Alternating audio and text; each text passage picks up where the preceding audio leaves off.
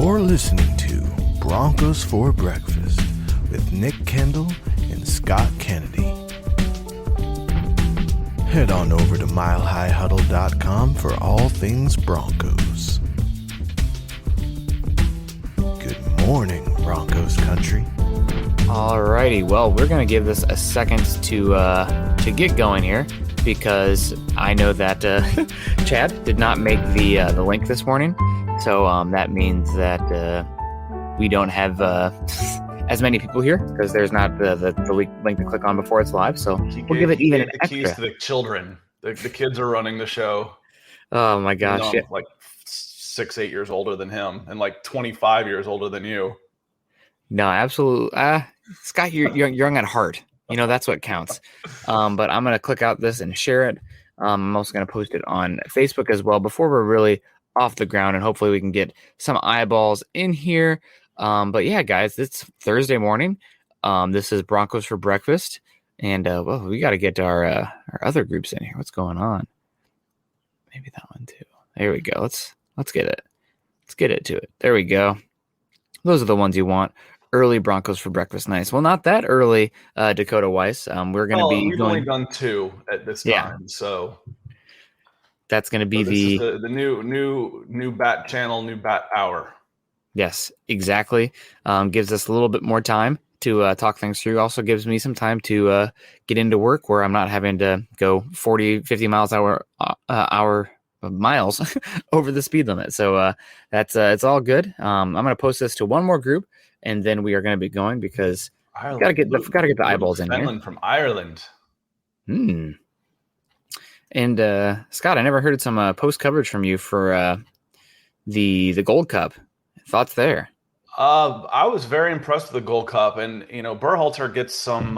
Before everybody gets here, I'll talk a little Gold Cup. Berhalter gets some stick, but I think that's his level. Honestly, this was a blue collar team. The European players, for the most part, weren't there. This team looked old school, not overly talented, hardworking U.S. soccer, which might be what Berhalter excels at. When the more dynamic players, the higher quality players come back, maybe he's not the guy. But it was a fun team to watch again. As hard as they worked, and Atlanta United's Miles Robinson was just awesome. The goalie Matt Turner was terrific, and I thought Kellen Acosta. I thought those were the 3 standout players of the tournament. Well, awesome. Let's get into it. That's good to hear. I'm glad that it seemed like a fun game. Nice win. It probably cost Tata Martino his job. You don't lose, 2 times in a row to the U.S. as a Mexico head coach and keep your job.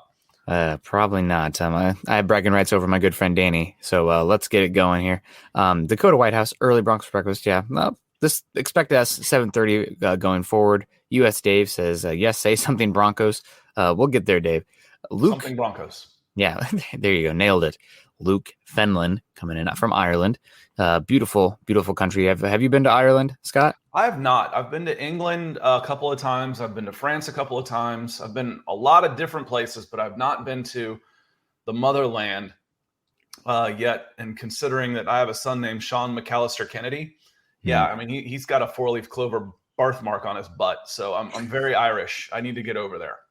It's a beautiful country. I was over in Ireland when I can't remember who they were playing, but it was the Euros. It would have been 2016, and they got out of group stage with a last-minute header. And I was downtown Dublin, and let me say that people were hanging out for life. Oh my God, it was insane. Partying with that like that. It was so much fun. Free beer, free Guinness for everyone. EJ coming in. Good morning, Nick and Scott in Broncos country. BX Bronco Jetty. What time is it over here? It's 6:35 a.m. for me. Dakota White House. So yesterday it seems Teddy got more reps than Drew Lock. I think we all know that Drew will get a majority of reps tomorrow. Probably the case. Max Power saying morning, fellas. Good to see David in the house too. David. Good morning, gents. Broncos country. Hit that like button. Andrew Morrow's in the house. Morning. Good to see you, Andrew. Andrew's always super supportive. Luke Fenlon. It was against Italy. That's right. The powerhouse Italy. That was amazing. Andrew, also, good morning to you. And since the 99-cent super sticker, Andrew's always a great supporter, as is Max Power, coming in from across the pond. Hey, guys, any thoughts on Marquise Spencer? Let's put a pin in that one real quick. Let's get to the matters of business, and then we're going to come back and talk a little Marquise Spencer. So, guys, like I said, Broncos for breakfast, 6:30 a.m., every Tuesday and Thursday. We're going to be here to give you your morning fill for your morning commute while your coffee's cooling down a little bit. You're sitting down with your breakfast. Scott and I will be here to fill your morning. A little bit of Broncos talk. You guys can follow us on Twitter at HuddleUpPod and at Mile High Huddle. You can follow us both individually on Twitter also. Scott Kennedy at Scout Kennedy and myself at Nick Kendell MHH. For everybody joining us on Facebook today, please go over and to facebook.com/Mile High Huddle, as well as facebook.com/Mile High Huddle Pod. Become a supporter. If there is something that we didn't get to today that you guys are interested in talking about, get to that. Let us know. Add us on Twitter. That would be fantastic. Or on Facebook. And if you guys are joining us on Facebook today, also click those thumbs up. What are you doing? I think we got Gary Leeds Palmer. I knew it. Gary would be here with the Heart React. Good to see you, Gary. OG Epong Thames and David Schlosser also come in with a like. So I know there's more of you joining on Facebook today. Smash that like button. It's not hard. Just do it. Also, now shouting out to our YouTube listeners, please subscribe, like, and share. Season is right around the corner, and while there are many great creators of content in this small niche that is Broncos country, we want to be number one. We want to, if we're your favorite or even not your favorite, if you like what we're doing here, you want to support us, the little guys here, make sure you subscribe, like, and share our content. Also, while you're over on YouTube, go to youtube.com/C/Scott Kennedy. I'm also going to drop his link here in the chat. I'm going to just click that. They're all here. You guys should all be seeing them wherever you're watching the show today. And Scott, I always like to elevator pitch. What's going on the channel right now? Just answering questions. There's a lot of people are talking about the rookies again from Senior Bowl. So a lot of the conversation that's coming through my channel is on the Senior Bowl highlights as the rookies are starting to make names for themselves again. Heck yeah. And I was down there for 3-4 days, shot a ton of video. There's probably 50 highlights from Senior Bowl out there. And I go in and I answer every question and every comment that, looks like it needs an answer, not just a, yo, what's up or something like that. So, I'm very involved on that. So I appreciate y'all being there. Awesome. That's great. So let's get to Max Power here with the $2 pound, I believe, not the euro, the pound. Any thoughts on Marquise Spencer? So Marquise Spencer, 6'4", 6'3", off the top of my head, 300 pounds. He was somewhat like McTelvin Najim as far as his usage at Mississippi State, where it wasn't like the 3-3-5 that Arkansas was running, but he played some edge as well as interior at Mississippi State, and I believe he was a 4-star recruit. He has a big frame that I think can put on more weight with actually pretty good burst.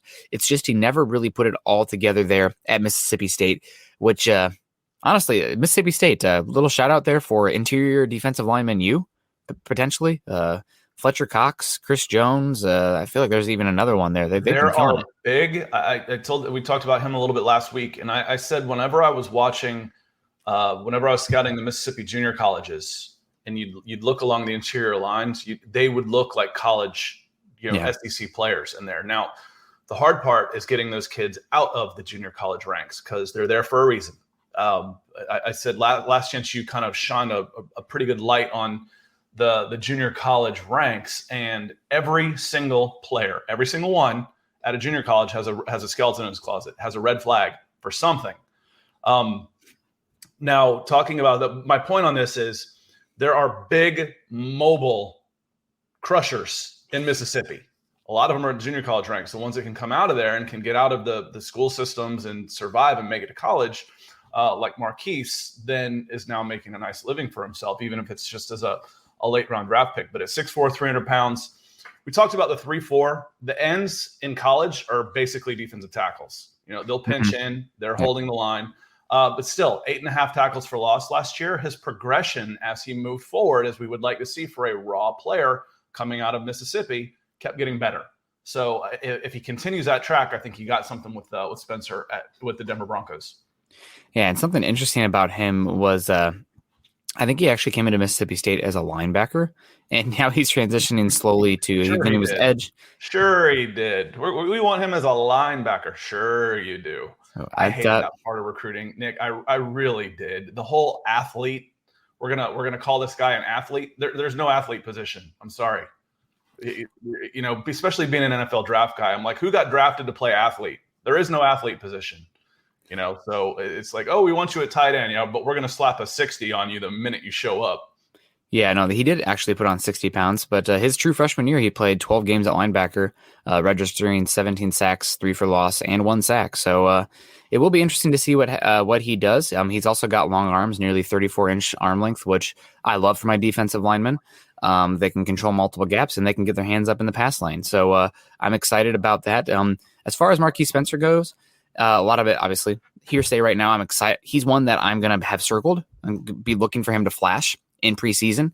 And if he makes the 53-man roster rather than being a practice squad guy early on, that would be a big win, A for him, but also surprising considering he's a 7th-round pick at a position that typically takes 2-3 years out of college, unless you're a first-round pick, to really make a splash in the league. So, yeah, and for him, for the tools that he has and the background that he has, a year on the practice squad wouldn't necessarily be a bad thing. Now, he was a 5th-year guy. So, he's not a 22-year-old kid coming out. He's a more mature physically type of player. So, he's got a chance. You don't necessarily want him to take another red shirt where, he's now 6 years in from out of high school before he starts playing a down in the NFL. But I like the tools there, and I like the background where he's coming from. Because like you said, there's a lot, Mississippi State, D-line U, there's a lot of big, fast kids that come out of the deep, deep South. Yeah. Am I forgetting anybody else? Fletcher Cox, Chris Jones? I feel like there's another Mississippi State guy that was really impressive there for a while. I'm probably, there's the one that I'll have to look his name back up, but there was this kid at Olive Branch that we had a 5-star, but then he got in some trouble and he kind of ate his way out of the position, and just the attitude wrecked him, which happens a lot. It happens a lot. But he was as dominant as a defensive interior defensive lineman that I ever saw when he was at Olive Branch, Mississippi. I'll have to look and see who that was. I think he was. Okay, well, maybe somebody in the comment section. I'll find him because he ended up at Hargrave. He was an All-American, ended up at Hargrave, and he says, "Hey, I want to talk to him." Like, all right, whatever. It was my favorite player in the draft. I'm like, fine, I don't care. He's like, well, wait. He's like, why were you saying bad things about me? I said, that wasn't me, 1. And 2, the only thing I said about you is that I thought it was pretty disappointing that you laid out a practice because you said your stomach hurt, and then you won the chicken wing eating contest later that night. And all the kids around just went, whoa. I'm like, that's what I said. That was a red flag to me. I just thought of who it was. It's Jeffrey Simmons. Okay. First round pick. I thought he was my favorite defensive tackle in that class, which was an incredible interior defensive lineman class. He dominated the Broncos last year, week 1. Jeffrey Simmons. That's who it was. I knew there's somebody. I loved Jeffrey Simmons. Broncos 17-0. Good morning, Broncos 17-0. Good to see you. Max Power saying, I've heard he's flashing at camp and talking about Marquise Spencer. Yeah, he has been, especially compared to what we saw from Ajim last year. Although Ajim, Sosa, McTelvin Ajim has been flashing a lot. Gary Leeds Palmer with the stars here for sure. Saying hello, Nick and Scott. Just giving some love. Gary, you are definitely a lover when it comes to the stars. So we appreciate you a heck of a lot. It's great to see you. We got Facebook user here. This might be Peter, but it's because sometimes he comes in as Facebook user before it goes back to maybe. Right. Hello from Cambodia, Peter. Maybe. Good morning, Nick and Scott. Broncos for breakfast. Go Broncos. Also, what's up, Bronco Country? Dakota's right. Tonight is the Hall of Fame game, so that'll be great to see. Richie Rich, always good to see Richie Rich up there in the Great White North. Always love it when I can catch a Broncos for brunch. Great. We got Jake Gerard is in the house. Hey guys, do you think the joint practices with the Vikings will tell us who will more likely start the season? We just keep ramping up as far as importance for the reps and the competition that's happening. We were on 7-7s early on with no pads. Now we're ramping up the pads. Those reps matter more. They're more telling. They're more indicative. Now we're going to have the game or the practices against the Minnesota Vikings, who I think the Athletic ranked as the number 1 defense in the NFL this year, with the Broncos number 2. So we should really get an idea of what the Broncos offense looks like against a really good Vikings team. We might not know for sure if it's like, hey, they really struggled against the Vikings. Yeah, who didn't? That's also relative. Yes, I don't think the Vikings have the same level of secondary as the Broncos, so we hopefully will get an idea of the Tim Patricks, the Courtland Suttons, the Jerry Judys, maybe the pass game. But I am a little worried for the Broncos offensive line. But we'll see. It sounds like the interior has been okay, but not dominant. And right tackle has just been meh. But George in the house to finally hear him when it's live. That should be a ranking. 3 stars, 4 stars, 5 stars. Meh. Yeah. Just not super impressive. Unfortunately, with everybody going star crazy, 3 stars have turned into meh. Yeah. Don't take away from my Iowa Hawkeyes recruiting classes every year. My first year, we had like 154 stars. I think there's probably over 500 of them now. Like that's pretty much every Power 5 kid. I mean, it's silly. Inflation. George coming in here. Broncos just woke up. Good to see you, George. Good to have you in here. Greg Smith is in here. Scott. Aloha. There we go. My answer on that, I think you'll get an idea of who's ahead, based on who starts and who's getting the ones there. You'll get an idea who's ahead. But this quarterback battle is not going to be decided by week 1. It's not. It's going to be going on a lot. Now, you might have, I don't know how stubborn your coach is. He may, this is my guy and we're sticking with him, but I don't get that feeling or else Teddy wouldn't be there. So I think this is a quarterback battle that's going to, until someone either flat out loses the job, there's an injury, or someone elevates, this is going to be talked about all season. Yep, absolutely. It's a long way from getting over. Gary's still in the house. He didn't want to just say hi to us. He wants to say hi to everyone else. So good morning, Broncos country. Dom's in the house. Good morning, fellas. Did you see the crazy catch Sutton made yesterday? Running back room looks killer. Can't wait, boys. Let's take back the West. We run the West. Dom, you have higher aspirations than me. I'm just like, let's make the gosh darn playoffs. Because it's also because we're not playing like in the NFC East, right? Like you have the Chiefs in the division. You have the, I know we say this every year, the Chargers. Oh, well, I'll believe it when I see it with them, with the injury front especially. But let's just make the playoffs. Maybe let's not also get swept by the Chiefs. Those are the 2 goals this year. Take one, split with the Chiefs, make the playoffs. But I want to get into what he says here. Did you see the crazy catch Sutton made yesterday? So far, and this was one of the main topics we want to touch on today. So far, Sutton has been somewhat quiet in camp. You've had Vic Fangio comment on it that he hasn't, isn't fully trusting himself yet. It's different going from running routes against air to people, and a little bit of a hitch in his giddy up early on, but it was always going to take time, even though we're approaching. It was only week 2 when he got injured. Sometimes it takes not 12 months. Sometimes it takes 18 months for a guy to really get over that ACL, MCL. And I think he tore multiple ligaments in his knee. It was pretty serious. So the fact that he's doing anything, and even if he's not 100% this year, he's still going to be a really good player. But it's good to see him making some splash plays because we've grown accustomed to that with Courtland Sutton. Nick, talking about the mental aspect of this and how it's so subconscious. I had the craziest thing happen to me about 10 years ago. I wrecked my bicycle. I went over my handlebars, landed on my head, scratched up my face, had my helmet and stuff. It was fine. It looked more gnarly than it was because, I had some road rash on my face, but I was okay. I got up. When the next time I went to ride my bike, I went out and I looked at it and I broke into a sweat. Like I almost blacked out. It was the weirdest. It's like, and that was hardly anything. So when you talk about the mental aspect of trying to overcome something like this, it's real and it's going to take some time. It's not just something, well, man up. No, there's a subconscious in there that your body is saying, hey, dummy, you about got your leg tore off, protect yourself until you can get enough reps in there to push that down. Yep. It's a thing. So like we said, 18 months for a complete 100% full recovery from an ACL.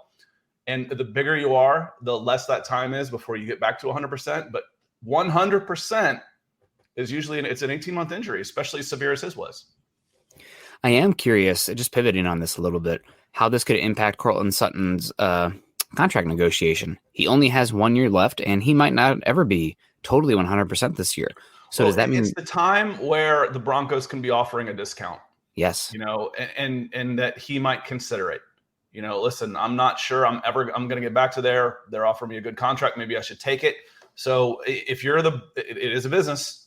Yep. If you're the Broncos, now's the time where you're offering an extension. If you think he can get to at least where he was or close to it, or if it might take a little more time, and you offer him a discount, a longer term discounted contract. And then it's up to him whether or not he wants to take that risk, because it's a risk on both sides. Yep.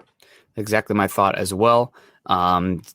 even if it's seems cold-hearted, you have to pay them because you don't know what Courtland Sutton will be 100% off that knee injury, as much as it's scary. A lot of guys recover, get back, but you don't know at this point, and you can only go on the latest data. So here we are. But I'm expecting a good Courtland Sutton this year. What's lucky for him is that you have Jerry Jeudy there. So Courtland Sutton doesn't have to be wide receiver one with how it sounds, how good Jerry Judy's been. Morning shift, sick-ass foo.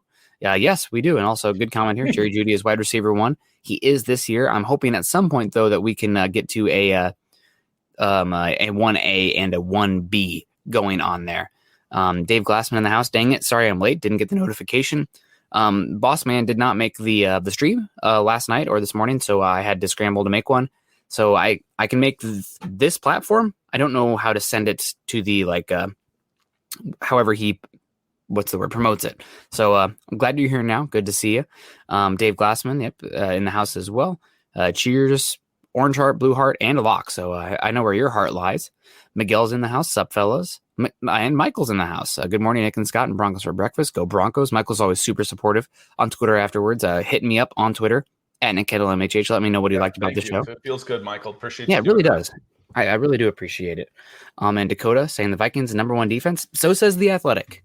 I do think that the Vikings have one of the more underrated defenses in football. Last year they were kind of like the Broncos, where at the defensive tackle position, the Broncos at cornerback were like the Vikings at defensive tackle. They got so many injuries that the whole integrity of the defense didn't matter that they had other talent elsewhere. They couldn't function because they were so weak at that one spot. They're getting Michael Pierce back this year. They also signed another defensive tackle. Daniel Hunter might be the most underrated edge rusher in football. They have good linebackers, good safeties. So it's a good team. Also, Mike Zimmer, one of the better defensive coaches out there. So we'll see what happens. Here we go. He says, yo, guys, get those stars in there and give Broncos for breakfast a reason to stick around. Gary, I hope we got the stars because I'm clicking all yours. I don't always see the stars. So either way, Gary, we appreciate the heck out of you. And you're a star in our eyes. Ray Osborne in the house, and I will say preseason game 3 till we can tell who quarterback 1 will be. I mean, honestly, it might be a longer time than that. We might figure out who's quarterback 1, and it might pivot throughout the season. That's how close it is right now. And if the Broncos are struggling, you could see him shake it up. Greg Smith also coming with the aloha. There we go. Jesse in the house. I just hope Sutton get back to 100%. You and me both. Pooping Hippo. Scott, how much would you pay Locke and Sutton? Ooh, that's a good question. I'm going to start with Sutton. While you were running through there, I was looking up the average salaries of the receivers right now, and it's the average receivers right now. The number 10 receiver, Tyler Lockett. What do you think his money is? Tyler Lockett's the 10th highest paid receiver in the NFL right now. What do you think his money is? Oh man, 15 million a year. 17. Okay. 17. So the receivers are getting paid. Yep. They're getting paid extremely well. So, is Sutton the top 10 guy? He was on that track, I think, without a doubt. Is he there right now? I think you can probably expect him to be in the 10 to 20 range, maybe. Even that's a bit of a stretch. That's a bit of a risk coming off the injury. Mm-hmm. But I think, if you look at 10 to 20, number 20 is 12, and then 19 is Stephon Diggs at 14.4. I think that's a starting point of where you start to offer him, giving him a contract right there around 15 per year average. It's going to get expensive. It is. He's young and he's cheap, but he's good, and young and good gets expensive when they start coming off of those deals. So I think 15 is probably going to be about right for him coming into his next contract. What do you think, Nick? I think NFL contracts. Let's take inflation out of it. The caps go up, salaries go up. Yep. But relatively speaking, right now, I could see the Broncos giving him a higher base salary with lower guarantees, given the injury that he has, to give themselves an out sooner. So it might be like a 4-year contract where the guarantees are pretty much off the book come year 3 or 4 in case, he's not there anymore. And you might not get him for that because someone will come in and offer him more guaranteed money. Right. Yeah. But I'm saying you think. But what does Sutton want? Is he going to bet on himself where he's like, I'm going to be playing at this level, so there's going to be no reason for them to cut me because of the higher earnings. I don't know. When you're talking about a player like that, it only takes one team to do something crazy. Oh, yeah. That's very true. I think that he would get an offer of guaranteed money for what he could max out with Denver. Mm-hmm. So, I almost think it's better to go lower guarantee. I mean, lower salary, more of it guaranteed. I think would be a better hook for someone like Sutton. Come with your team. Hey, listen, we want to make sure you're getting paid, but we want to put a team around you, so we can't pay you what these guys are going to pay you over here, but you're here, you're home, you're a Bronco. That would be my pitch to him. Locke, I'll give it 6 months, and I'd tell you what I'd pay him. It might be nothing. Yeah, he's. I need to see another 2 years of data before I pay him. Honestly, maybe a year and a half. If he was like doing pretty plain top 12 quarterback money, like halfway through the 2022 season, then I'm approaching him. But quarterback money, quarterback contracts, even for just average ones, are incredibly huge. I mean, there's no better discount in football right now than a rookie quarterback contract. So like, even if Locke plays, like, you got to build in the draft. I mean, it's hard to get a quarterback. It's expensive to get a quarterback, and it's especially expensive to get them post draft. It doesn't happen very often. No, I mean, you're paying Andy Dalton what, $16 million a year, something like that for 1 year. Matt Stafford's number 12 at 27. Gosh. Number 20, Trevor Lawrence is at 9. Andy Dalton's at 10. And this 10. Is on average, and Bridgewater's average is 11.5.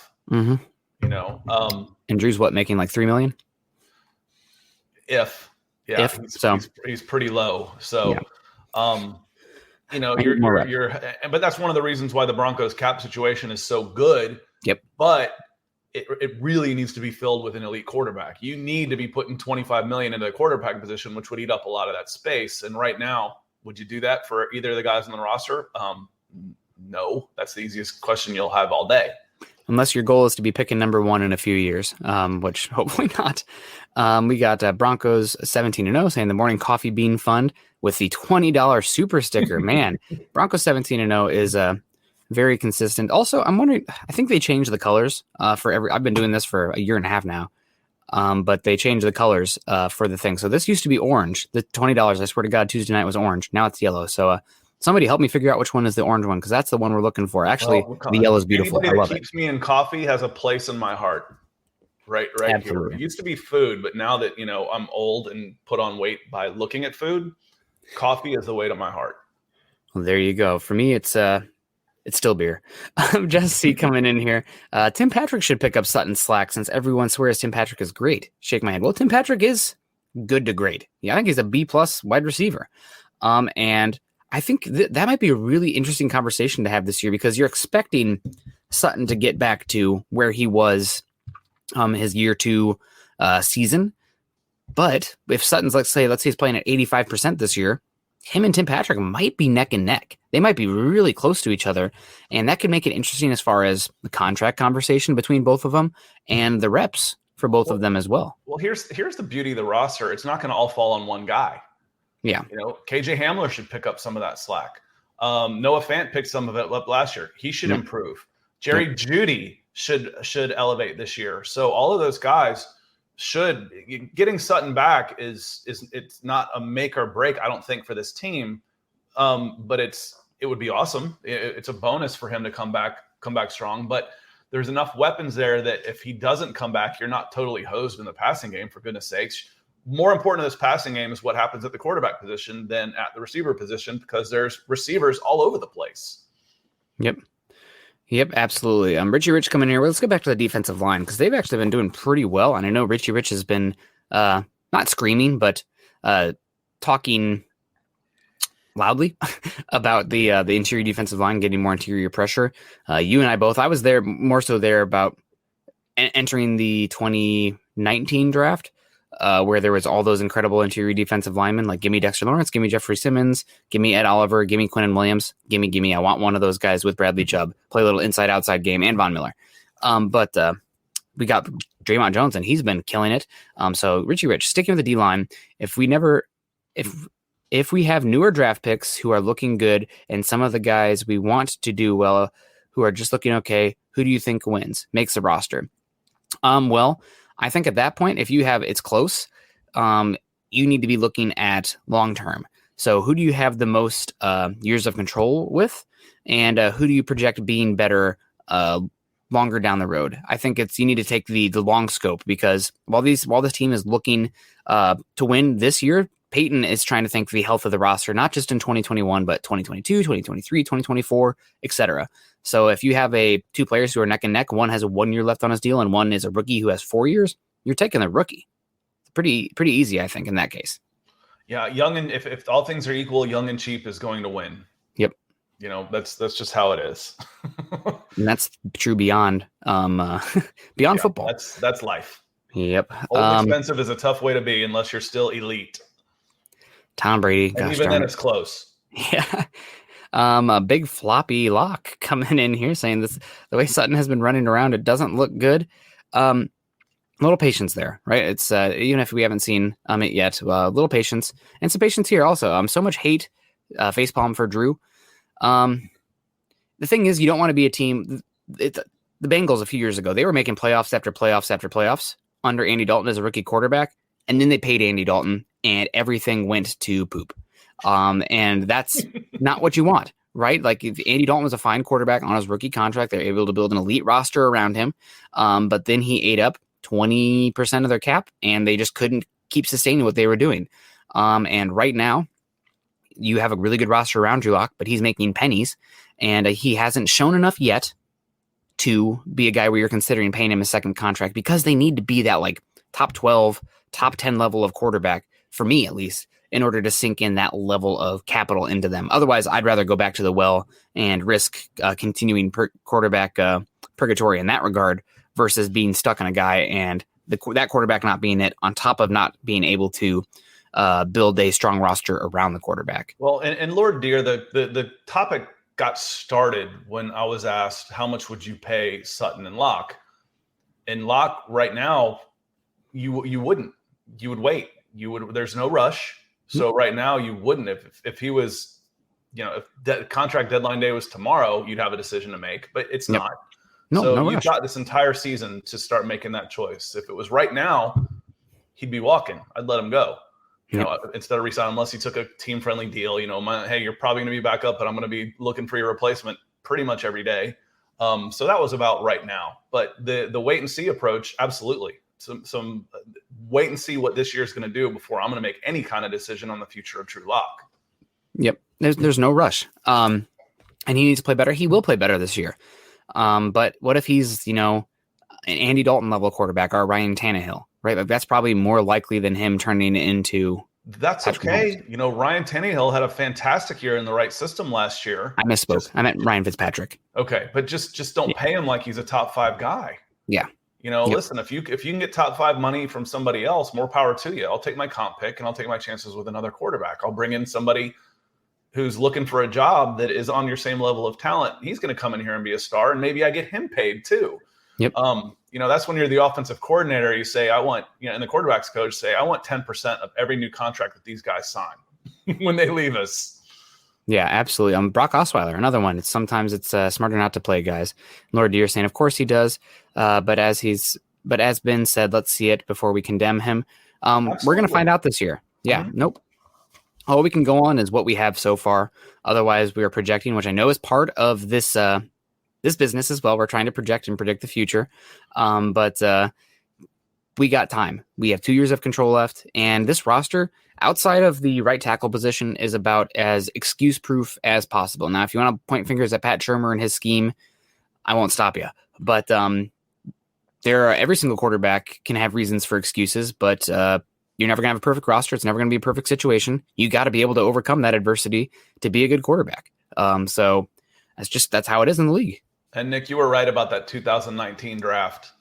There's some difference makers in that group. That was the best interior defensive line group I've ever scouted. Up and down the line.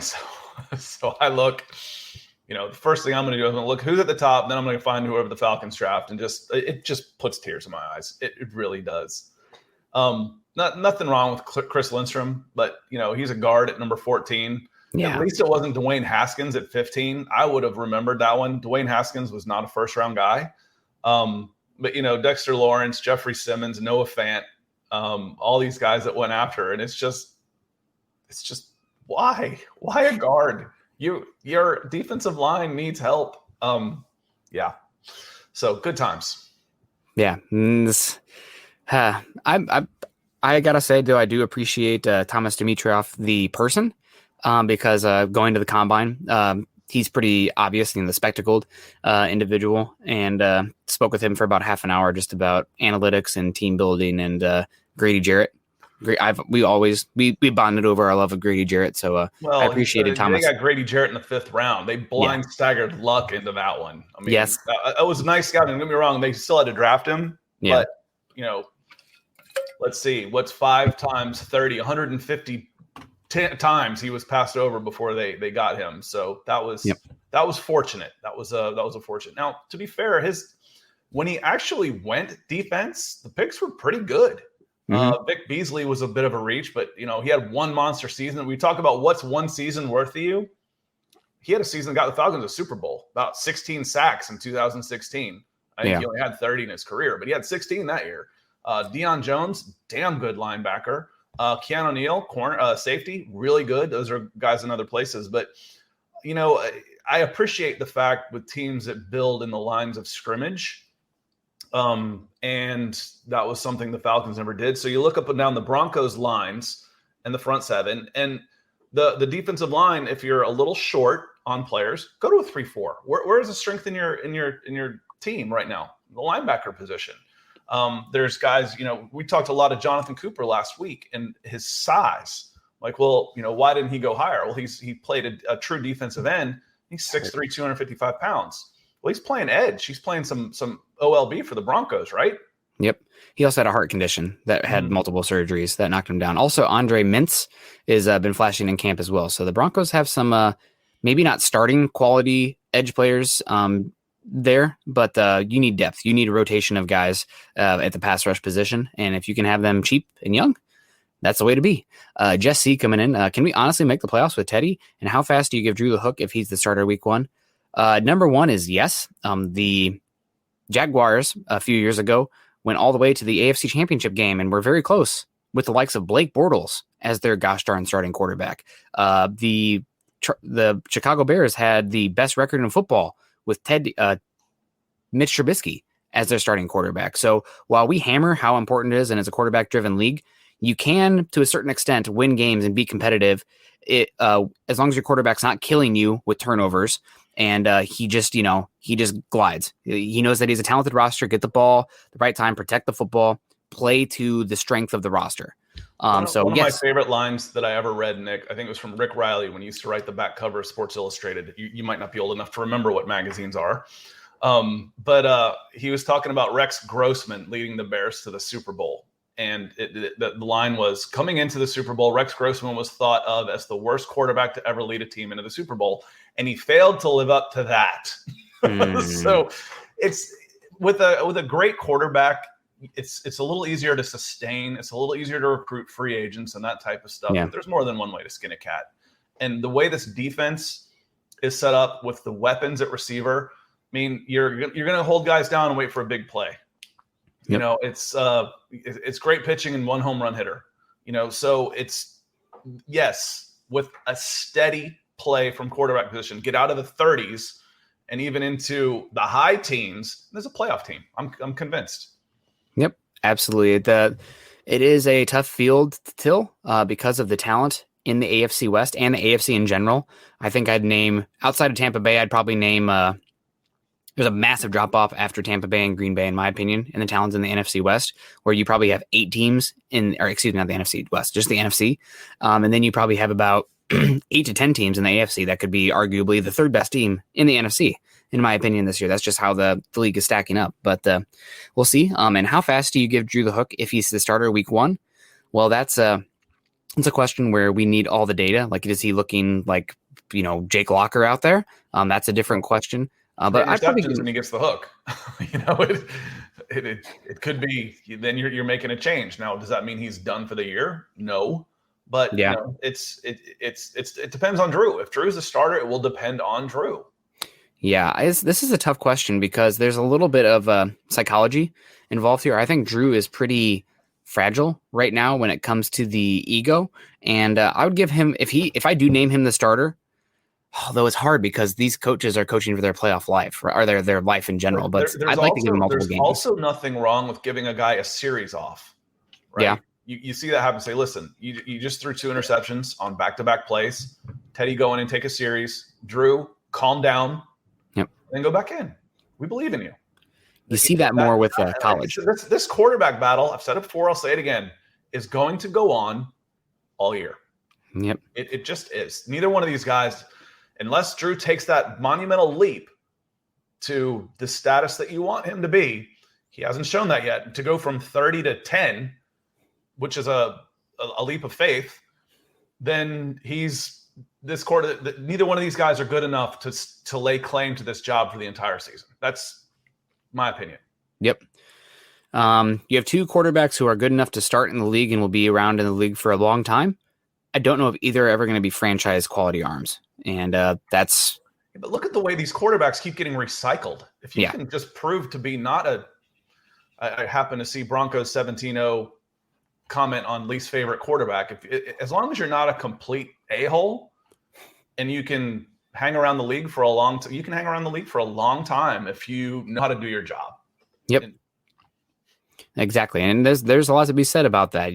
We are talking, it's the standards that you're talking about here. Like, are Drew Lock and Teddy Bridgewater terrible quarterbacks? No, they're probably 2 of the top 40 quarterbacks in football this year, and the Broncos have 2 of them, which is good. It's not like we're sitting here watching Trevor Siemian versus Paxton Lynch versus Mark Sanchez. Thank God. But although shout out to Trevor Siemian, 7th round pick, probably never should have been in that situation and was forced to because Broncos just didn't go out and get a quarterback of quality. We're talking about what's a good enough quarterback to have a real chance to win a Super Bowl. And that's a different threshold than like a guy who's good enough to be a spot starter or a journeyman. So, we'll see, though. Drew, only 2nd year in the league. He's still got a lot of talent. He's got to get better under pressure. He's got to get better getting off his first read. But that's what this year is going to be about, figuring out Drew. And if you can't beat out Teddy, given how some people view Teddy Bridgewater, that's probably your sign. Tom coming in here. I'm not going to try to. Okay, I'm going to try your last name. Pazipanka. Hopefully I nailed that. If not, please let me know. Give me the phonetic. If you have a hard name, give me the phonetic one. Because if you guys are going to comment, I want to be respectful enough to get it right. The long O on that. Well, I don't know. Tom P. Tommy P. I always liked the line Susan Sarandon had in Bull Durham. So, honey, you need a nickname. Eddie Calvin Lelouch. Tom, nailed it. Good job. Good job, Tom. Love watching this every day. I wait for it to pop up while I'm at work. Can't wait to see Judy and what are the predictions for him this season. Scott, I'll give you the floor there because I do have some thoughts on Judy as far as a production standpoint. Well, last year, 52 catches for 856 yards. That's a really good average. Big play guy. So let's see, what are the predictions for him this season? Maybe come down a little bit on average, have his catch percentage go up. 100 plus targets is still good, but he's going to have more than 56 catches. So, I think target that many times, that number goes from 56 to 75, 20 extra catches. Extra 250 yards, 300 yards maybe. So he should be knocking on the door of 1,000. There's going to be a lot of footballs to be thrown around. There's going to be a lot of receivers to spread it around this year, hopefully. But if he's more efficient, but when you're making big plays like that, your efficiency goes down. The higher the average, usually the lower the completion percentage on your targets. So just more consistency. More comfort level for him. Yep. He's catching the balls he's supposed to catch. That if he does that, you're going to see a big leap for Jerry Jeudy. We do have historical trends to go off of as well for the wide receiver position. And normally year 1 to year 2, you see the biggest jump of any player in their year or in their career for a wide receiver. So I'm expecting Jerry Jeudy to be quite impressive this season as long as he can stay healthy. The only thing that is going to hold him back is it's not Jerry Jeudy, it's the situation around him. You have Courtland Sutton, you have Tim Patrick, you have Noah Fant. There's only one football. Also, the way it sounds, the way the coaches have talked about this, also the people covering down at camp, it sounds like this is going to be very much a run-oriented team. They're going to run the ball more than the average offense, which, again, means that there's less balls to go around. So while Jeudy might be that wide receiver 1, it's not going to be a Brandon Marshall situation where like he's the only really great wide receiver on this team and he's getting 20 plus targets a game. I don't think that's going to be the case with Jeudy this season. But I'd rather him get less targets and be more efficient per target than pepper him with a bunch of 3 to 5 yard completions. Well, and so still to see the big plays, but again, efficient's the word we both used. So his completion percentage should go up. Overall, he had decent numbers last year. It's just when you look at a 46 catch percentage, that's way low. That number should skyrocket. It should go up a ton. Absolutely. Hopefully. I really try to avoid those Broncos in my fantasy drafts, but I might be trying to get buy low in Jeudy this year because I won't probably be in. No. Curse other teams. You draft the guys you want to lose. I stack my roster with Saints every year. I will say I won probably $1,000 that 2013 season because I drafted a bunch of Broncos and Noshawn Marino and Eric Decker and Julius Thomas. Won me some serious money. C. Finnan coming in here saying, hello, I'm a newbie Broncos fan here from the UK.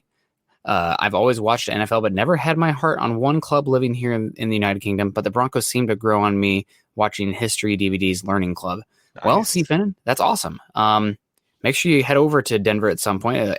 Colorado is gorgeous, especially in the fall. If you can get there and the aspens are turning and the elk are bugling and like Estes Park, Rocky Mountain National Park, probably no better place on earth. Beautiful. And good to have you here. It's also great to have you not just in Broncos country, but here with Mile High Huddle this morning, here at Broncos for Breakfast. So we appreciate you, Steve Finnan. Welcome. Finnan, who's your football team? That's what I'm interested in. Anytime we get somebody from across the pond, I'm interested in who their football team is as well. So throw that in the context. Tom coming in here. How will the Broncos do against the Giants week 1? Any prediction? I will be at the game. Well, the Giants are a team that's almost like the Spider-Man pointing meme with the Broncos, third-year quarterback that they're not sure about, really invested in the defense this year, pretty solid roster outside the questions at the quarterback position. We just don't know yet. But the Giants seem to be a team that's somewhat unraveling now. They've had multiple people retire recently. They had the big brawl. Some talk of Joe Judge maybe losing the team. So I think the Broncos are going to win this one. I think it'll be close, but early on, just top of the head, I'm going to say Broncos 24-20. Low-scoring game. Team with the least amount of turnovers wins. I like Denver in this one. What have the Giants done to get better? They were 6-10 last year. Were they eaten up with injuries like the Broncos were? All those type of things that all the reasons we talk about why the Broncos should be better this year. Players coming back from injuries, second year in the system, better experience from the quarterback, new quarterback coming in to raise the floor. All those things, all those reasons. Can we apply any of this to the New York Giants? Yeah. I don't know. And so I like Denver in week 1. Yeah, I do too. But I think these are two of the most evenly matched teams in football this upcoming year. Big Floppy Lock saying, did I hear someone badmouth Pro Bowler Trevor Siemian? Kind of like Scott said earlier with the 4 stars being devalued, with how many players are opting out of the Pro Bowl and not wanting to be involved anymore. The Pro Bowl does not carry the same weight as it used to. Now, still, shout out to Trevor for being a Pro Bowl alternate after half the AFC opted out. But that's don't put that much weight into it. Honestly, if you don't make the All-Pro, that's fine. And also contracts talk.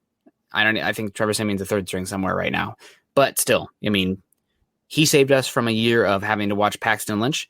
So I will be forever grateful for that because that was already rough enough. I mean, you talk about the Vic, who was it? Vic Beasley having that killer year. The reason he had like 10 sacks against the Broncos that season against Ty Sombrello, which thank you very much for the draft pick for taking Ty Sombrello off our hands, Scott. And Paxton Lynch, not a great combo there. Yeah, when you're, I think you're a little extra salty today. I like we're getting close. Nick's fired up. Pads have come on, and he's not holding back anymore. I've enjoyed the dialogue today. Nick's fired up. I've had 2 cups of coffee, so I'm feeling it. Yeah, Tuesday I was dead to the world. Also, my internet was going in and out, which was frustrating me. But today I'm feeling it. I'm feeling good. Also feeling good. Robert Caslow in the house. What's up, Broncos Maniacs? Awesome to see. And Big Floppy Lock, I'm pretty sure Nick knew that you were joking. Oh, yeah. He just, there's certain topics that just kind of eat at you. If we want to start talking soccer and you mention Willian to me, even if you're joking, you want to wind me up, That'll do it. And Finnan mentioned he was a Bayern Munich fan, so good. That's a good club to support. And welcome to the NFL. Welcome to Denver Broncos. You'll learn a lot watching the Mile High Huddle crowd. Yeah, absolutely. And I think the reason I went off that the deep end there also I didn't see a drooly face, did I? Trevor Siemian. Oh, there it is. Okay, I got you. It was because years and years of combating people saying the Broncos don't need to improve the quarterback position. Look, Trevor Siemian was a Pro Bowler. I don't care. I have two eyes, and they say enough on that front. But he was I agree, and this is the nuance we needed too. Good morning to you, Jeremy. Trevor Siemian was a success story. I don't care what anyone says. In the context of a 7th round quarterback draft pick, absolutely. From the context of a quality starting quarterback, no. And I put more fault on the Broncos for being in a position where they had to play him versus Trevor Siemian himself. Well, and here's how I might say it is Trevor Siemian, just listening to y'all, Trevor Siemian might have been a success story for Trevor Siemian, not necessarily for the Denver Broncos. Yep. If you're coming out of the 7th rounder and you end up within the Pro Bowl, that's a story I want to read about the person, not necessarily, could you have done better as a team? Yep. Absolutely. Tommy P coming in here. I've been to Colorado in the summer of the last 2 years, and I've had to make a stop at the stadium, and of course hiking as well. Ooh, Tom, you said the magic word for me. What trails have you been on? And also a Bayern Munich fan. So Scott and I are both Chelsea fans. So Scott's much more hardcore. I'm much more casual. I'll tune in for the big matchups and enjoy myself there. But I want to get to some more topics here with camp. And I think the big one that I really want to get to is Garrett Bowles. He is somebody who has been around the ringer as far as the fan base goes. He had obviously first round pick, 20th overall. A lot of people were excited about the pick because the Broncos have needed a tackle for a while. But he disappointed early. A lot of holding penalties, a lot of dumb mistakes. Also, some people coming off a little bit nonchalant about some things. However, last year, and I would even argue post Browns game 2019, something clicked with Garrett Bowles. And thank God for Mike Munchak for that. But something clicked with Garrett Bowles. He was really good the second half 2 years ago, and also the majority of last season. And he's been dominating in camp so far, apparently. Now, you made a good point before the show talking about this. It's a zero-sum game. Is he dominating, or are the Broncos edge rushers not doing great? That's very much we won't know until we know. We'll get a better idea going against the Vikings this week. But Garrett Bowles has been dominating so far. Everything's been easy for him. I don't know if he's gotten beaten once, both in the when the whole offensive line is out there and the one-on-ones, which for offensive linemen, one-on-ones are extremely difficult because you typically don't give defensive pass rushers a two-way go on both sides. You typically have some help. If you're in the interior, help on both sides. So he's been dominating. He's taken a step forward. Von Miller talking to him about him being the best left tackle in football. I don't know about that, but left tackle, the Broncos maybe have one that's going to be here for the next 10 years. And I don't say that tongue in cheek. I know he was drafted as a 25-year-old, but offensive lineman, I mean, look at Andrew Whitworth right now, still a top 10 left tackle, and he's almost 40 years old. So Garrett Bowles, Scott, thoughts there? Are you excited about him, or what's here? Just look at his profile, okay, and his age. If you've got talent, physical ability, frame, feet, strength, all that kind of stuff. He's 29 years old now. That is ideal. He's entering his prime, and the prime for the offensive linemen like that are going to be 28 to 35 years old, and he's entering his prime now. And it sounds like he's truly, playing to that level. So we like to throw guys under the bus way too early. Not everybody develops at the same level, especially at different positions. It develops at the same time. And 4 years in the league, yeah, we've waited a long time. This guy's a bust.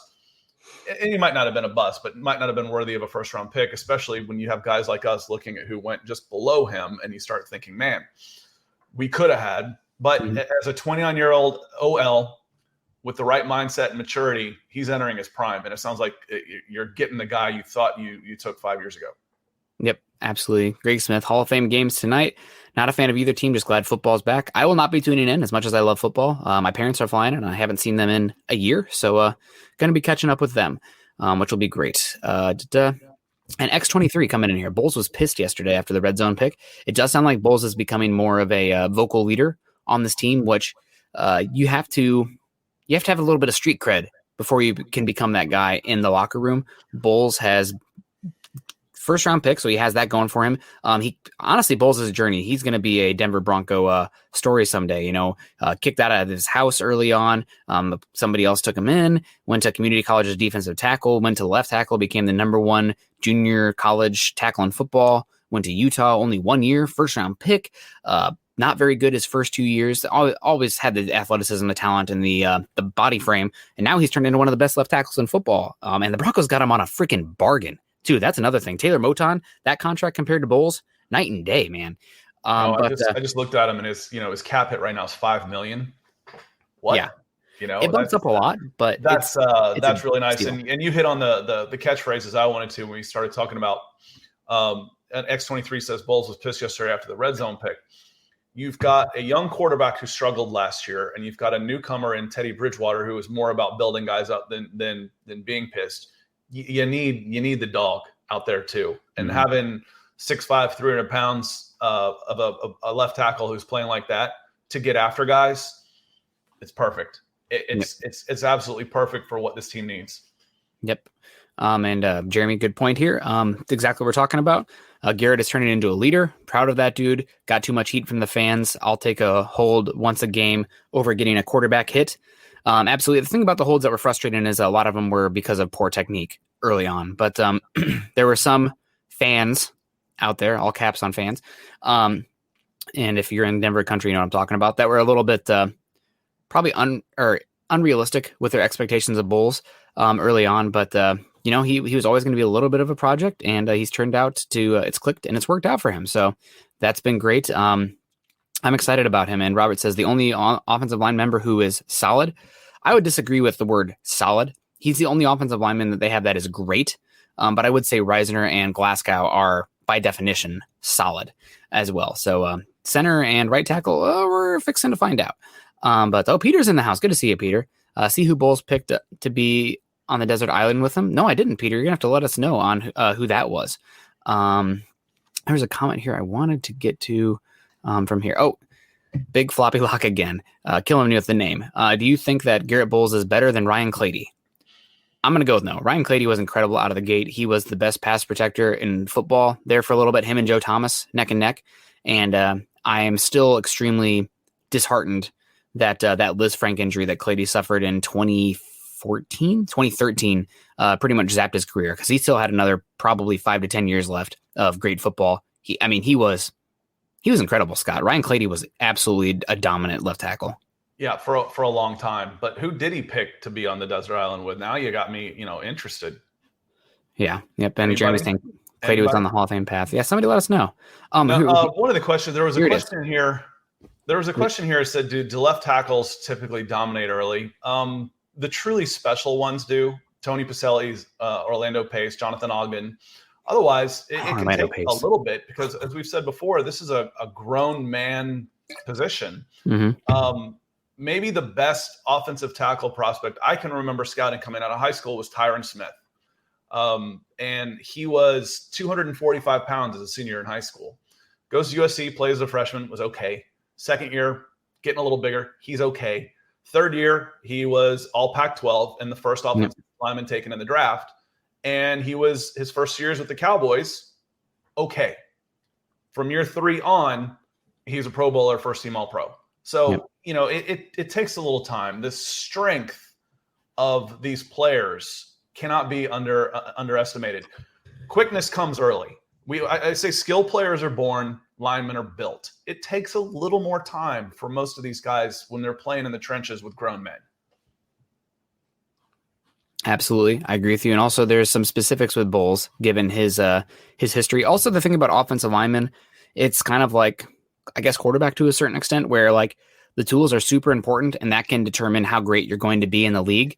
But there is a technical side of it that if you don't have, you're going to get eaten up in the NFL. Athleticism can only take you so far. Yeah, and at what point are these guys ever facing in college anybody to the same level that they're going to see in the pros? The guys, not really. Any pro is going to be first team all conference. Pretty much any starting defensive end is going to be first team all conference in college. So Yeah. the level of speed and strength and guile that these guys face the second they get into a pro camp is higher than anything they've seen. I don't care where they're from. That includes Alabama. It takes some time. Now, like I said, the truly special ones, and I could name 3 of those off the top of my head in 30 years. They hit the ground running, but those are rare. Those are rare, just like any position. I do want to give a caveat here because I will probably explode if I don't mention him in this conversation. But Tristan Wirfs was worthy of an All-Pro last year as a rookie right tackle, and I think he was only 21 years old, and he has a chance to be the best tackle in football. Probably he was like one of the best athletes ever recorded at the NFL Combine. I think he broke the record for the vert and the not the broad jump as well. So Tristan Wirfs, absolute maniac. Gotta love that kid. Met him a few times at Iowa. Also, just like the nicest, most genuine, outgoing kid ever. He's amazing with kids. Out of this draft class at offensive tackle. I'm going to follow him like a stalker, Spencer Brown, after I gassed him up for 2 months. So just, speaking of physical freaks, but, coming out of, I've already forgotten, Northern Iowa. Yep. Just maybe behind technically some. So again, it takes a little time. Yep. I mentioned this to you last time, but I've reached out to some of my connections in the scouting community, and there's another offensive tackle at Northern Iowa that people think will go higher than Spencer Brown did. So not as athletically talented, but much more of a natural mover in pass protection. And any success, because coaches are usually pretty chicken scared. Yeah. They don't want to be the first to do anything. Because then when you when you go away from the book, then you set yourself up for scrutiny. Mm-hmm. So the more success that Ellerson Smith and Spencer Brown have out of Northern Iowa in their first year is only going to do more to help the next guy coming from there. It's safe to take an Alabama guy, super safe. You know what you're getting. There's a track record there. But stepping outside of the box just a little bit, coaches don't always like to do that. So if Spencer Brown and Ellerson Smith can have some success in their first year, the guy you're speaking of will get a bump from that. And Northern Iowa's put in some talent in the NFL. David Johnson, Kurt Warner, Brandon Meester as well. So there's some bodies there. We got Anthony coming in here, Anthony Bomber. I never gave up on Bowles. It was obvious he had the talent with the time needed to develop. Why I won't give up on Drew. He was drafting knowing he needs time to develop. I don't think that's a 1-for-1, given how different the positions are. And the data that we know about the quarterback position historically, after year 2, you know what your quarterback's going to be, that they probably set their career norms, versus offensive tackle. Typically, it takes 3 years because of the physical growth curve for the position versus quarterback. Also, Garrett Bowles played 1 year of Pac-12 football versus 50 starts in the SEC for Drew Lock. So I don't think it's a 1-for-1, but if you want to hold that candle for Drew Lock because he did so for Bowles, more power to you. I held the candle for Bowles and pushed back against it. And I even argued, I didn't expect Bowles to get to this level. But it's hard to find tackles in this league. Garrett Bowles, as what he was making as an average tackle, that's fine. He didn't have to be the best tackle in football. He just had to be good enough, considering how hard it is to find tackles. I know you're kind of going through that right now, or the Falcons have been going through that. I mean, Jake Matthews didn't live up to the 5th overall pick, but it was better than Luke Jokel, and he made a big contract. He's fine, but still, it's hard to find tackles. Yeah, but I still wanted Penei Sewell in that number 4 spot to come in and upgrade that position at number 4. Now, going back, it was obviously he had the talent with time to develop, so why I won't give up on Drew. And the other reason why is 18 starts. There's no reason to give up on Drew Lock after 18 starts. And mentions 50 starts in the SEC, 50 starts in Missouri, but it's apples and oranges. The problem that I think Nick sees is he sees a lot of the same mistakes at Missouri that he sees now with Denver. And when you're continuing to make those same mistakes, then it becomes a little bit of a worry. But after 18 starts in the NFL, this is the year. This is a make or break year for Drew Lock. Now you should know what you're going to get. Full camp. I'm going to call this second full season starting. I don't care that you got a few games in 19. This is a make or break year, flat out. Yep. And I will say it's probably a little unfair to Drew, but when you have Justin Herbert coming in with no camp, or because of what's going on in the world, as a rookie with, I'm not even going to mince words here, the worst offensive line in football last year, just absolutely trash. And he sets the all-time rookie passing records, not even playing a full season. Your threshold might be a little different when you have that on top of Patrick Mahomes in the division. So is that fair? I don't know, but this isn't a fair world, and that's the reality of the Broncos division, who they have to get better on. So looking back at the article, some people say Drew is 3 years away, and here we all are. Yep, here we are. So, and if he doesn't win right now, then here we are. And, oh my gosh, Ophir, it's been a while, buddy. How you doing? Hello, boys. Sorry for not being in the chat for a while. Been browsing other podcasts. I feel cheated on. Oh, man. Welcome back, Ophir. It's good to have you back. Man, just in time when we're about to get on out of here. Last question I have, or last one we have here, unless any other super chats come in. Patrick Surtain, there's some conversation right now about expectations for him year one, especially against tight ends. Are you worried about his body type and size against tight ends, making that transition from boundary cornerback at Alabama to more maybe some? I mean, they've even talked about creating a somewhat new position for him this season to get him on there, to work more dime and to get him in there for football teams on the field. So am I worried about his body type and positioning against tight ends? Not in coverage, not in how he's going to be used. No way. In coverage, I love his body type and style of play and all of that stuff for coverage and tight ends. I don't want him on the line of scrimmage taking on tight ends in the run game. No way. That's not what he's there for. So, excuse me. In coverage, absolutely. 6'2", 35 plus inch vertical leap. I love him. I don't want him banging heads on the line of scrimmage with tight ends, and I don't think he's gonna. And we got Peter coming with some stars. Reisner leading the line too might help out with Bulls and the center. Ooh, Peter, I know you're not from the U.S. with the way you spelled center there, but that's a good one. And also Cushenberry taking a step forward. Cushenberry was a good leader at LSU.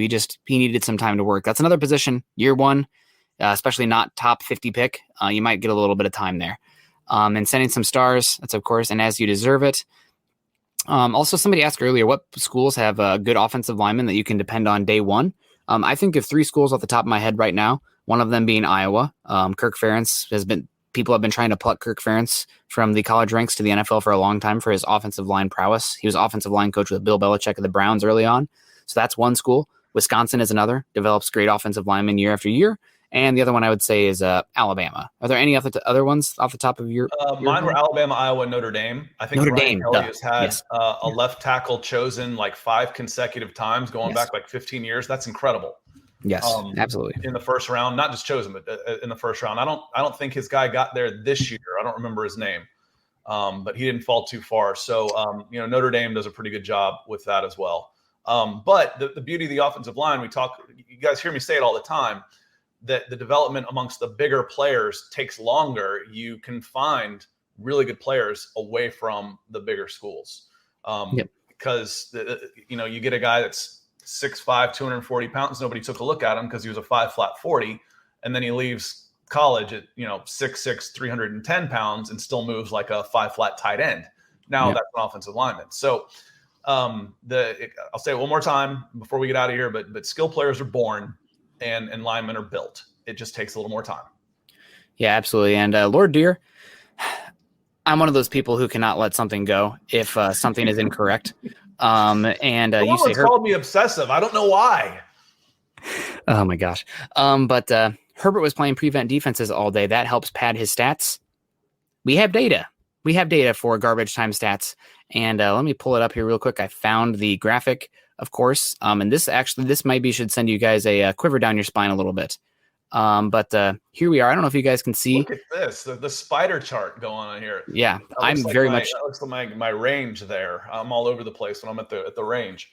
So the x-axis here, which if you guys aren't math nerds like myself, the bottom one is x-axis, and this says non-garbage time quarterbacks EPA per drop, and the left is garbage time EPA per drop. So this comment that Herbert was eating up because of prevent defenses, he was actually weirdly very one of the worst quarterbacks in the NFL last year in garbage time. But in non-garbage time, he was either the third or fourth best quarterback in the NFL. And here's Patrick Mahomes way over here, who was absolutely just incredible in non-garbage time and actually average in garbage time. So I don't know what this says for the Broncos. But the fact that these guys were both two of the best quarterbacks in football in non-garbage time, I think it worries me a little bit. Maybe it's just a small sample size, so we'll see. But had to get it. had to get it on there because the math is for sissies. Sorry, and Nick is a data guy. Yep, sorry guys. I knew that we had I knew I had that data somewhere and I'd seen it. But that's why we're here, man. We want to figure out what's going on and to inform you guys as best as possible. Faulty, bad narratives. Sometimes we'll spout some, but you guys correct us, and hopefully we can correct you, and we can all learn and grow together. That's what makes this community great. But speaking of, and like Nick said earlier, it's not just about the numbers. I know what my eyes tell me also, and sometimes it's nice to have the numbers to back that up. But when you know. And Herbert had a good season last year. There's no two ways about it. Yep. The number with Herbert that does stand to make it, him a regression candidate is his ability under pressure. Last year, he was far and away the best quarterback under pressure in football. Drew Lock was actually the worst quarterback in football under pressure. But those are numbers, yes, historically, year to year tend to fluctuate greatly. So if you are on an extreme of that data set, you'll tend to go closer to the median after that. So or the wherever the the line. I'm blanking right now. Middle mean. Yep. Middle mode. So there'll be some regression there for that, and that's a positive for Drew Lock. And Herbert should probably regress a little bit that way. So we'll see. But guys, shout out to the community. Before we even get to the matters of business, Andrew Morrow, Max Powers, Gary Leeds Palmer, Broncos 17-0, Anthony Baumer, Peter Middleton, all of you guys, incredible. Thank you so much for supporting us today with stars and stickers and super chats. You guys are incredible, and you're keeping the lights on in here for us. I obviously starting at the 7:30 time. Wasn't sure how that was going to go. Also wasn't sure how the morning show is going to go, but I've been having so much fun every Tuesday and Thursday morning. Shout out to Scott for that as well. You guys in sending the stars actually and the super chats make this possible, that we can keep this going, because we early on threw this out to Chad, but we weren't sure how sustainable this model would be. Would people want to come join in the morning? Obviously the views matter a lot, but when also people are showing their support financially, it makes it far more likely that we're going to stick around. So thank you guys so much. You said it all. So it's time to say goodbye. Guys, Broncos for breakfast every Tuesday and Thursday morning. You can follow Scott and myself on Twitter, Scott at Scout Kennedy, and myself at Nick Kendell. Lord Deer's coming back in again, so we got a moment. Okay. Lord Deer. Speaking of north of the border here, super sticker, Canadian $7. Thank you very much, Lord Deer. Hope that's great. Enjoyed your contributions. And Stoney says, I don't know if that was for the comments, but if you hear what Nick said those are numbers that fluctuate a lot. So yeah, last year was the worst, but should be better this year. Herbert was the best, should come down. So that'll be something interesting to watch on. And as we've always said, it's like, I want to see numbers. I enjoy numbers. I want as much information as possible. I want to see numbers, then I want to know why. I want to see what I see what I see. Now I want to see numbers to back up. Okay, this is what I'm seeing, but why? What's going on? Yep. So neither one of us are going to make any blind decisions based on strict data or strictly on just the eye test.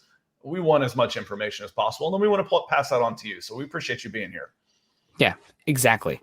So I don't know how bad the offensive line was last year for the Broncos. I'd say they were closer to league average, but we're going to find out this year. We're going to find out this camp, honestly, everything with Drew Lock there. So hoping for the best, right? That's all you can do. Best case for the Broncos, Drew Lock's the guy, and I'm pulling for that. You guys can follow us also on Twitter at Huddle Up Pod and at Mile High Huddle. If you guys are joining us on Facebook today, first off, click those thumbs up. We really appreciate that. If you can hit those thumbs up, smash that like button, as we like to say.